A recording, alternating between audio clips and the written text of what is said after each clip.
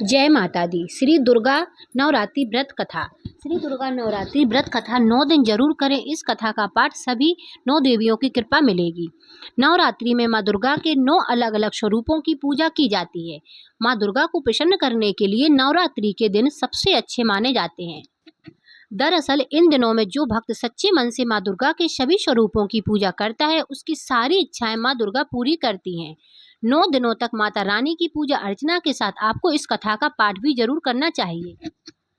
श्री दुर्गा नवरात्रि व्रत कथा करने से आपको सभी 9 देवियों की कृपा प्राप्त होगी। बृहस्पति जी बोले, हे ब्रह्मा जी, आप अत्यंत बुद्धिमान, सर्वशास्त्र और चारों वेदों को जानने वालों में श्रेष्ठ हो।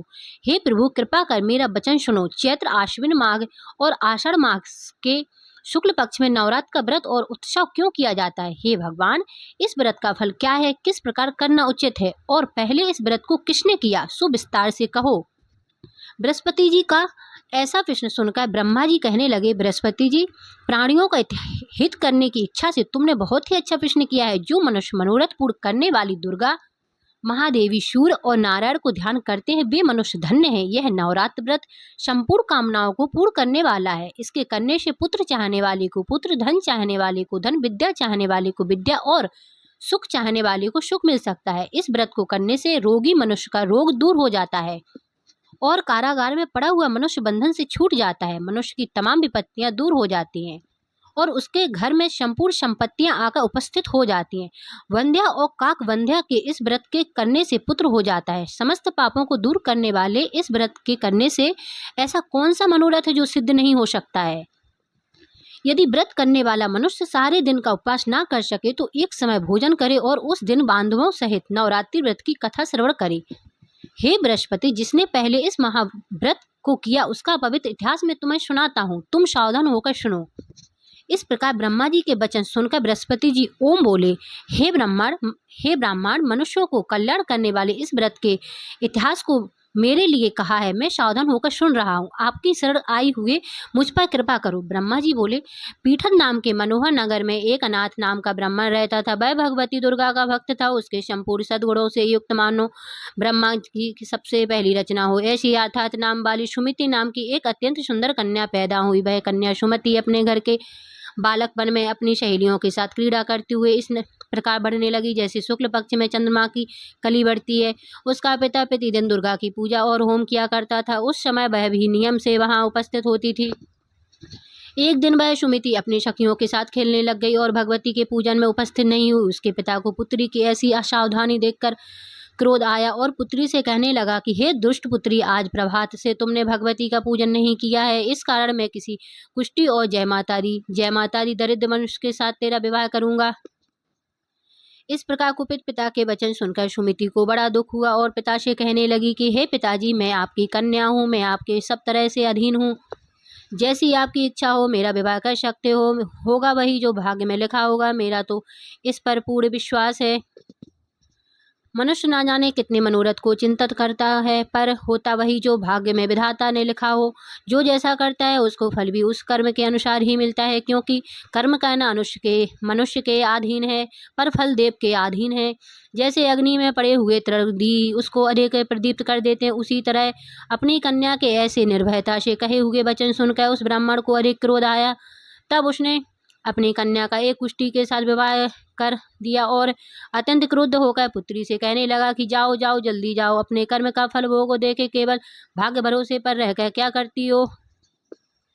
इस प्रकार से कहे हुए पिता के कटु वचनों को सुनकर सुमिति अपने मन में विचार करने लगी कि मेरा बड़ा दुर्भाग्य है जिससे मुझे ऐसा पति मिला है। इस तरह अपने दुख का विचार करती हुई वह सुमिति अपने पति के साथ वन चली गई और भयानक वन में कुशायुक्त उस स्थान पर उन्होंने वह रात बड़े कष्ट से व्यतीत की। उस गरीब बालिका की ऐसी दशा देखकर भगवती पूर्व पुण्य के प्रभाव से प्रकट होकर सुमिति से कहने लगी कि हे ब्रह्मणी, मैं तुम पर प्रसन्न हूँ। तुम जो चाहो वरदान मांग सकती हो। मैं तुम प्रसन्न होने पर मनोवांछित फल देने वाली हूँ। इस प्रकार भगवती दुर्गा का वचन सुनकर ब्रह्मणी कहने लगी, आप कौन है जो मुझ पर प्रसन्न हुई हो? यह सब मेरे लिए कहाँ है और अपनी कृपा दृष्टि से मुझ दासी को कृतार्थ करो। ऐसा ब्रह्मणी का वचन सुनकर देवी कहने लगी कि मैं आदि शक्ति हूँ और मैं ही ब्रह्मा विद्या और सरस्वती हूँ। मैं प्रसन्न होने पर प्राणियों को दुख दूर कर उसको सुख प्रदान करती हूँ। हे ब्रह्मणी, मैं तुम पर तेरे पूर्व जन्म के पुण्य के प्रभाव से प्रसन्न हूँ। तुम्हारे पूर्व जन्म का वृत्तांत सुनाती हूँ, सुनो। तू पूर्व जन्म में निषाद भील की पुत्री थी और पति व्रता थी। एक दिन तेरे पति निषाद ने चोरी करने के कारण तुम दोनों की सिपाहियों ने पकड़ लिया और ले जाकर जेल खाने में कैद कर दिया। उन लोगों ने तेरे पति को भोजन भी नहीं दिया। इस प्रकार नवरात्र के दिनों में तुमने ना तो कुछ खाया है और ना ही कुछ पिया है, इसलिए 9 दिन तक नवरात्र का व्रत हो गया। हे ब्रह्मणी, उन दिनों में जो व्रत हुआ उस व्रत के प्रभाव से प्रसन्न होकर मैं तुम्हें मनोवांछित वस्तु दे रही हूँ। तुम्हारी जो इच्छा हो सो मांगो। इस प्रकार दुर्गा के कहे वचन सुनकर ब्रह्मणी बोली कि अगर आप मुझ पर प्रसन्न है तो हे दुर्गे, आपको प्रणाम करती हूँ। कृपा करके मेरे पति को कोढ़ को दूर करो। देवी कहने लगी कि उन दिनों में जो तुमने व्रत किया था उस व्रत के एक दिन का पुण्य अपने पति का कोढ़ दूर होने के लिए अर्पण करो। मेरे प्रभाव से तेरा पति कोढ़ से रहित हो और सोने के समान शरीर वाला हो जाएगा। ब्रह्मा जी बोले। इस प्रकार देवी का वचन सुनकर वह ब्रह्मणी बहुत प्रसन्न हुई और पति को निरोग करने की इच्छा से ठीक हुई। ऐसे बोली तब तक उसके पति का शरीर भगवती दुर्गा की कृपा से कुष्ठहीन होकर अति कांति युक्त हो गया, जिसकी कांति के सामने चंद्रमा की कांति भी क्षीण हो जाती है। वह ब्रह्मणी पति को मनोहर देह को देखकर देवी को अति पराक्रमी वाली समझकर स्तुति करने लगी कि हे दुर्गे, आप दुर्गत को दूर करने वाली, तीनों जगत की संताप हरने वाली, समस्त दुख को दूर करने वाली, रोगी मनुष्यों को निरोग करने वाली, प्रसन्न होने पर मनोवांछित वस्तु को देने वाली और दुष्ट मनुष्य का नाश करने वाली हो। तुम ही सारे जगत की माता और पिता हो। हे अम्बे, मुझ पर अपराध रहित अबला की मेरे पिता ने कुष्ठ के साथ विवाह कर मुझे घर से निकाल दिया था। उसकी निकाली हुई मैं पृथ्वी पर घूमने लगी। आपने ही मेरा इस आपत्ति रूप समुद्र से उद्धार किया है। हे देवी, आपको प्रणाम करती हूँ, मुझ दीन की रक्षा करो। ब्रह्मा जी बोले कि हे बृहस्पति, इसी प्रकार उस सुमति ने मन से देवी की बहुत स्तुति की। उससे की हुई स्तुति सुनकर देवी को बहुत संतोष हुआ और ब्रह्मणी से कहने लगी, हे ब्रह्मणी, तुम्हारे उदयन नाम का एक अति बुद्धिमान, धनवान, कीर्तिमान और जितेंद्रिय पुत्र शीघ्र ही होगा। ऐसे कहकर वह देवी उस ब्रह्मणी से फिर कहने लगी कि हे ब्रह्मणी, और जो कुछ तेरी इच्छा हो वही मनोवांछित वस्तु मांग सकती हो। ऐसा भगवती दुर्गा का वचन सुनकर सुमति बोली कि हे भगवती दुर्गे, अगर आप मेरे पर प्रसन्न है तो कृपा कर मुझे नवरात्रि विधि बताइए। दयावती, जिस विधि से नवरात्र व्रत करने से आप प्रसन्न होती हैं उस विधि और उसके फल को मेरे लिए विस्तार से वर्णन करें। इस प्रकार ब्रह्मणी के वचन सुनकर दुर्गा कहने लगी कि हे ब्रह्मणी, मैं तुम्हारे लिए संपूर्ण पापों को दूर करने वाली नवरात्र व्रत विधि को बतलाती हूँ, जिसको सुनने से तमाम पापों से छुटकारा, मोक्ष की प्राप्ति हो जाती है। आश्विन मास के शुक्ल पक्ष की प्रतिपदा से लेकर 9 दिन तक विधि पूर्वक व्रत करें।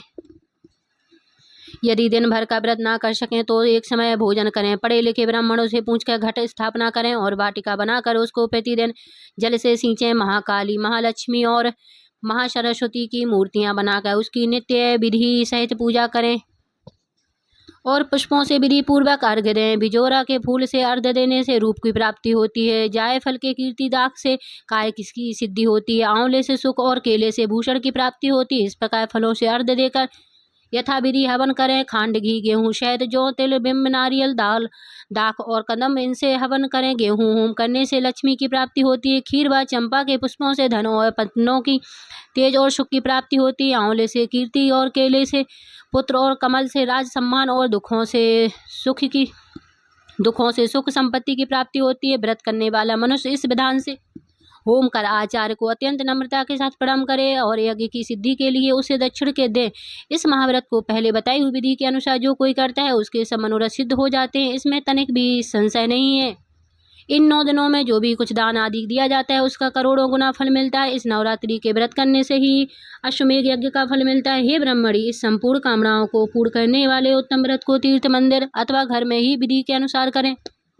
ब्रह्मा जी बोले कि हे बृहस्पति, इस प्रकार ब्रह्मणी की व्रत की विधि और फल बताकर देवी अंतर्ध्यान हो गई। जो मनुष्य या स्त्री इस व्रत को भक्ति पूर्वक करता है वह इस लोक में सुख पाकर अंत में दुर्लभ मोक्ष को प्राप्त होता है। हे बृहस्पति, यह दुर्लभ व्रत का महात्म्य मैंने तुम्हारे लिए बतलाया। ऐसा ब्रह्मा जी ये वचन सुनकर बृहस्पति जी आनंद के कारण रोमांचित हो गए और ब्रह्मा जी से कहने लगी कि हे ब्रह्मा जी, आपने मुझ पर अति कृपा कर अमृत के समान इस नवरात्रि व्रत का महत्व सुनाया। हे प्रभु, आपके बिना और कौन इस महत्व को सुना सकता है। ऐसे बृहस्पति जी के वचन सुनकर ब्रह्मा जी बोले कि हे बृहस्पति, तुमने सब प्राणियों को हित करने वाले इस अलौकिक व्रत को पूछा, इसलिए तुम धन्य हो। यह भगवती शक्ति संपूर्ण लोकों का पालन करने वाली इस महादेवी को प्रभाव को कौन जान सकता है।